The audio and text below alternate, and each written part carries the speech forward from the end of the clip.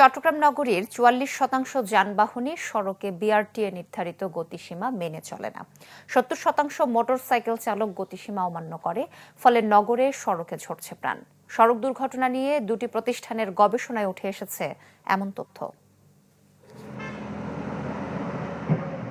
দেশের অন্যান্য এলাকার মতো বন্দরনগরীর সড়কে প্রতিদিনই ঝরছে প্রাণ, তাতে নিঃস্ব হচ্ছে বহু পরিবার।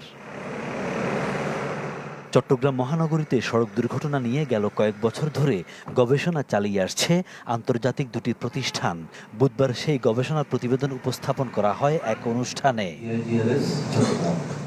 প্রতিবেদনে তুলে ধরা হয়, নগরীতে ২০২১ থেকে ২৩ সাল পর্যন্ত ৩৬২টি সড়ক দুর্ঘটনায় প্রাণ গেছে ২৯৩ জনের, যার ৪৪%ই নির্ধারিত গতিসীমা না মানার কারণে।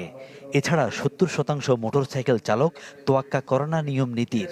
৯২% মানুষ ঝুঁকিপূর্ণ অবস্থায় সড়ক ব্যবহার করছে, যাতে হরহামেশাই দুর্ঘটনার শিকার হচ্ছে তারা।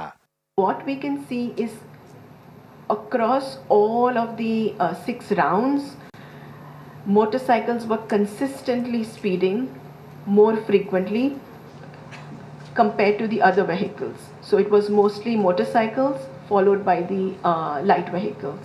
ডেভেলপড কান্ট্রিগুলি বলছে যে কোথাও মানুষ মারা যাবে না, ক্র্যাশ হবে না, এই কথাগুলি বলছে। সেই জায়গায় হয়তো আমরা পৌঁছাতে পারবো না, কিন্তু অ্যাটলিস্ট আমরা আমাদের যে গ্লোবাল এসডিজি যে টার্গেটগুলো আছে সেটা যাতে অ্যাচিভ করতে পারি। এখনো আমাদের হাতে 5 বছরের মতো সময় আছে। নগরীতে সড়ক নিরাপত্তা নিশ্চিত করার লক্ষ্যে রোড সেফটি সেল গঠন করতে যাচ্ছে চট্টগ্রাম সিটি কর্পোরেশন। এছাড়া স্পিড সাইন ও গতি নিয়ন্ত্রক বসানোর মতো কারিগরি কাজগুলোকেও সমন্বয় করবে তারা। বিআরটিএ বলছে, নিরাপদ সড়ক ও হেলদি সিটির অন্যতম পূর্বশর্ত হল গতিসীমা লঙ্ঘন প্রতিরোধ, যাতে সতর্কবার্তা দিয়ে যাচ্ছে তারা।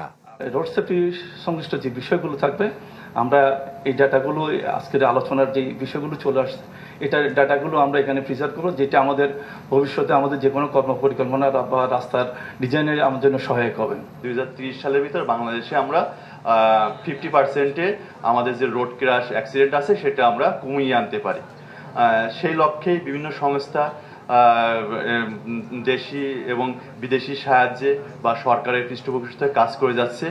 অনুষ্ঠানে সড়ক দুর্ঘটনা নিয়ে বিআরটিএ ও বেসরকারি সংস্থাগুলোর রিপোর্টের মধ্যে মিল বা সমন্বয় না থাকায় মূল সমস্যা আড়ালে থেকে যাচ্ছে বলেও মত দেন কোনো আলোচক। ফখরুল ইসলাম, চ্যানেল 24, চট্টগ্রাম।